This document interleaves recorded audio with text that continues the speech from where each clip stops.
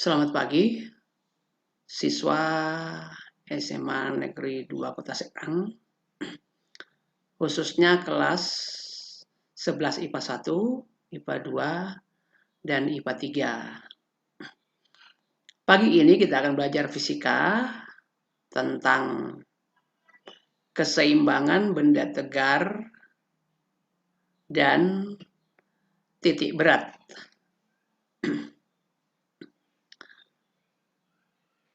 Dan topik yang pertama yaitu keseimbangan benda tegar. Mungkin kalian pernah melihat atau mengalami kalau kita naik angkot, kebanyakan di sebelah kanan, sementara di sebelah kiri kosong, maka angkot itu bisa miring atau oleng. Berbeda dengan kapal laut. Ketika bersandar di pelabuhan, penumpang itu turun hanya satu arah, yaitu ke arah pelabuhan. Dan tidak ada yang turun ke arah laut, karena bisa kecebur. Namun demikian, kapal itu tetap seimbang. Mengapa? Sementara tadi angkot, kalau semua penumpang di sebelah kanan, dia akan oleng. Dan kapal laut tetap seimbang. Nah, hal-hal seperti ini merupakan penerapan ilmu fisika tentang keseimbangan benda tegar. Jadi, nanti kita akan pelajari itu. Dan setelah pelajaran ini selesai nanti, kalian bisa membuka kolom tugas untuk dikerjakan. Baiklah, kita akan memulai pelajaran kita pagi hari ini. Keseimbangan benda tegar. Kita lihat yang pertama, keseimbangan statis sistem partikel. Partikel adalah benda berukuran sangat kecil, sering disebut benda titik. Syarat keseimbangan sistem partikel yaitu jumlah gaya yang bekerja padanya sama dengan 0. Secara matematis dituliskan sigma F sama dengan 0. Kalau kita lihat pada bidang, maka sigma Fx sama dengan 0 dan sigma Fy sama dengan 0. Yang kedua, yaitu syarat keseimbangan benda tegar. Suatu benda tegar berada dalam keseimbangan bila resultan gaya pada benda sama dengan 0 dan torsi terhadap titik sembarang yang dipilih sebagai poros sama dengan 0. Secara matematis dirumuskan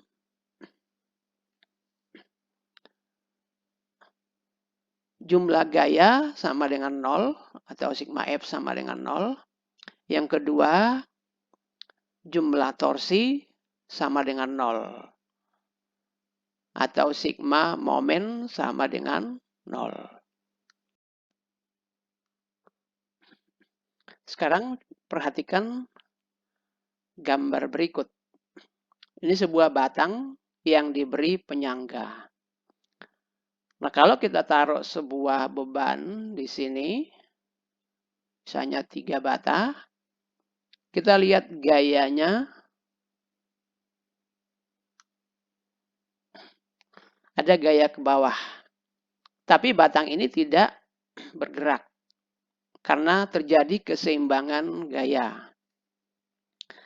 Gaya berat yang dikerjakan bata pada batang dilawan oleh gaya penyangga arahnya ke atas. Besarnya sama. Jadi sigma F-nya 0. Gaya penyangga ini disebut gaya normal ya. Jadi kalau kita jumlahkan Gaya normal arahnya plus ke atas, gaya berat ke bawah. Jadi N dikurang W sama dengan 0. Jadi dia dalam posisi seimbang dari segi translasi atau gerak lurus. Nah, selain gerak translasi, dimungkinkan juga adanya gerak rotasi. Nah, ada gaya-gaya tadi menimbulkan momen. Jadi kita lihat momennya. Gaya berat jaraknya pada 1 meter dari poros. Ini porosnya di tengah. Kemudian dilawan oleh gaya normal oleh batang yang arahnya berlawanan.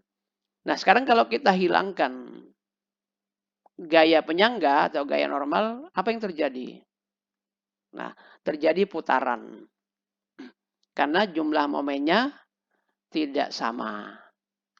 Jadi itu tadi contoh kalau terjadi keseimbangan gaya-gaya dan momen, maka dia akan tetap diam. Sekarang kita ambil contoh berikutnya. Ini saya tempatkan di sini.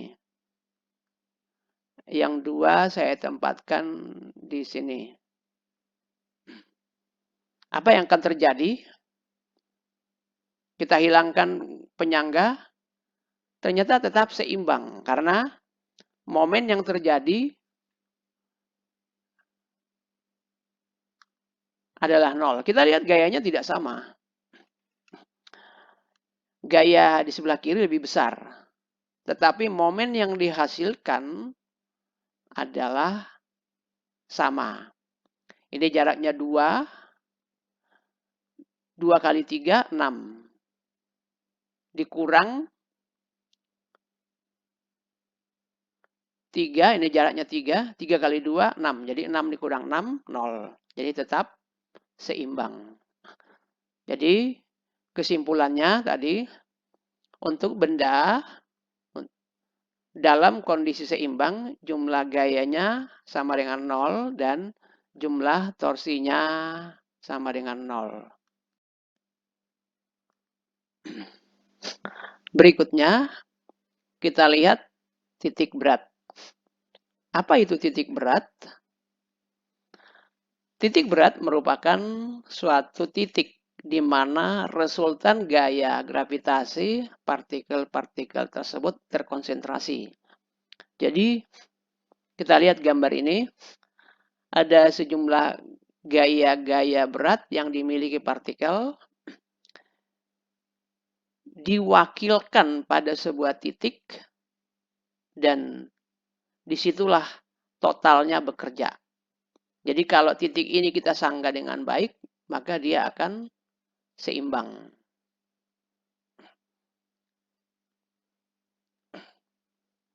Bagaimana menentukan letak titik berat? Nah, untuk benda-benda yang homogen dan beraturan,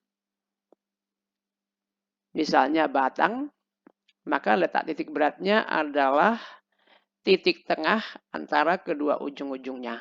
Jadi kalau panjangnya L, maka titik beratnya ada di posisi setengah L. Kalau dia berbentuk persegi panjang, maka letak titik beratnya berada pada titik potong diagonalnya. Untuk lingkaran atau bola, maka letak titik beratnya ada di pusat lingkarannya. Untuk segitiga, letak titik beratnya ada pada perpotongan garis berat. Cincin ada pada titik tengah lingkaran cincinnya. Untuk silinder, baik dia bentuknya prisma atau pejal, maka letaknya ada pada setengah tinggi dan pusat silinder itu, ya, di pusat silindernya. Sedangkan untuk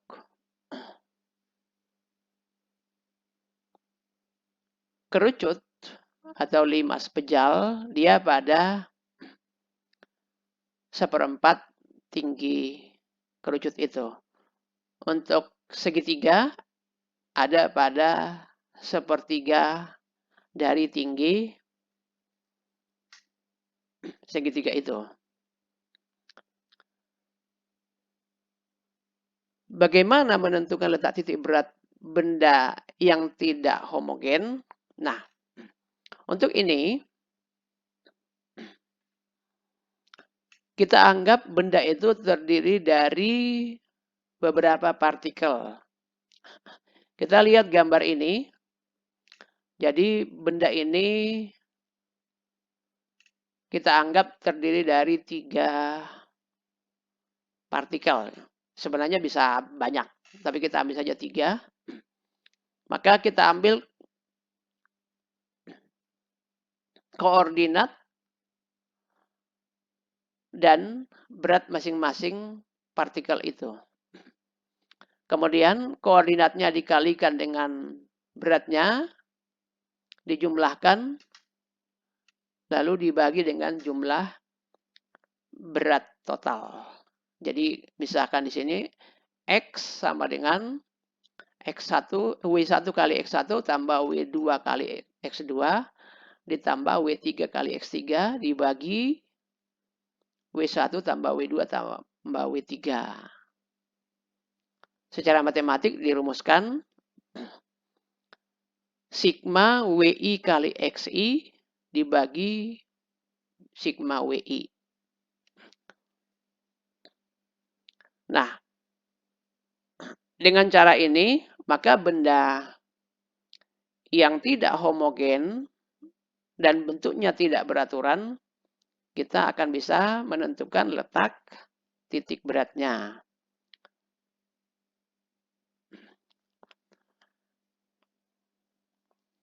Selain berat, titik berat pun bisa ditentukan dengan menggunakan massa. Kita lihat pusat massanya masing-masing partikel. Kemudian kita lakukan hal yang sama seperti pada berat. Nah, selain massa, besaran lain bisa juga dipakai untuk menentukan. Seperti luas, panjang, volume, massa jenis, dan lain-lain. Berikutnya, kita lihat jenis-jenis keseimbangan. 1, keseimbangan stabil. Keseimbangan ini terganggu jika diberi gaya. Ketika gaya atau gangguan dihilangkan, dia akan kembali kepada kedudukan semula. Yang kedua, keseimbangan labil. Dia dalam kondisi seimbang, tapi kalau diberi gaya atau gangguan, maka dia akan berubah. Tetapi ketika gaya dihilangkan, dia tidak kembali kepada kedudukan semula. Keseimbangan netral, yang ketiga, keseimbangan yang jika diberi gangguan atau gaya, dia tidak terpengaruh. Mungkin bendanya berpindah, tetapi tetap dalam kondisi seimbang. Kita lihat ilustrasinya. Sebuah corong dengan menghadap ke atas, dia seimbang, tapi kalau diganggu sedikit, dia akan terganggu. Jadi akan tidak kembali lagi. Sedangkan yang stabil, kayak seperti bola mangkok. Bakso dalam mangkok. Digeser ke pinggir, dia kembali lagi ke tengah. Jadi dia stabil. Sedangkan netral itu contohnya pada roda atau bola di lapangan. Didorong atau digeser tetap seimbang. Berikutnya, kita lihat penerapan dari titik berat. Seperti lompat tinggi, main judo, atau berjalan di atas tali. Nah, ini adalah penggunaan keseimbangan dan titik berat dalam kehidupan sehari-hari. Ada juga seperti bersepeda, termasuk bagian dari penerapan itu.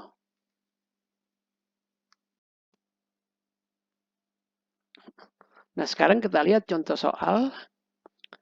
Sistem pada gambar berikut ini berada dalam keadaan seimbang. Massa balok A adalah 60 kg dan koefisien statis antara balok A dan meja adalah 0,2. Berat benda B adalah berapa? Kita lihat diketahui massa MA 60 kg, koefisiennya 0,2, sudut alfa 30. Ditanya WB. Kita lihat gaya-gaya horizon. Sigma fx sama dengan 0. T cos 30 kurang WA kali mu sama dengan 0. T kali setengah akar 3 sama dengan 60 kali 10 kali 0,2. T kali setengah akar 3 sama dengan 120. Jadi T sama dengan 80 akar 3. Berikutnya, kita lihat sigma Fy sama dengan 0. T sin 30 kurang WB sama dengan 0.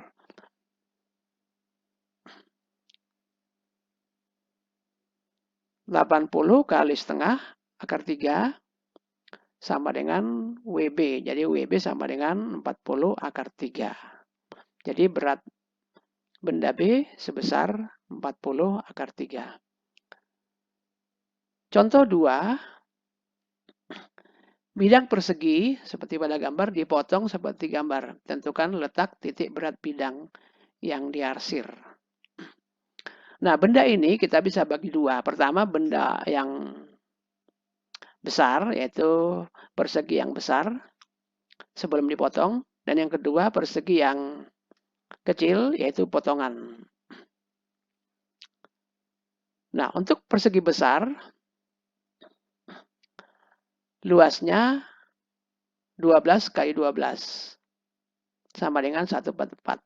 Koordinatnya sesuai dengan bidang persegi itu diagonal kali perpotongan diagonal, jadi 6,6. Kemudian persegi kecil luasnya 6 kali 6, 36. Kita pakai min karena dia dipotong, dibuang ya. Z2 atau untuk persegi yang kecil 3,9. Nah, kita pakai rumus untuk menentukan letak titik berat gabungan benda. Jadi kita peroleh X0 sama dengan A1 kali X1 kurang A2 kali X2 per A1 kurang A2. Karena tadi dia min ya. Sehingga diperoleh sama dengan 144 kali 6 kurang 36 kali 3 per 144 kurang 38. Kita peroleh 164 kurang 108 per 108. X0 sama dengan 756 per 108 sama dengan 7.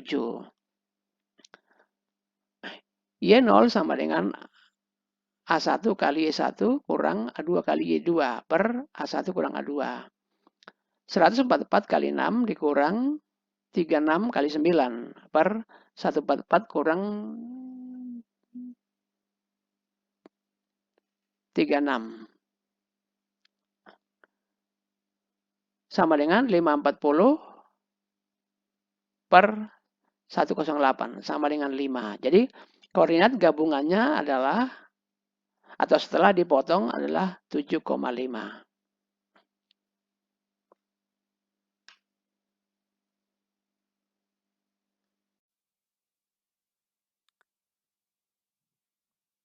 Demikian pelajaran kita pagi hari ini. Minggu depan kita akan lanjutkan masih dalam dinamika rotasi. Sampai jumpa.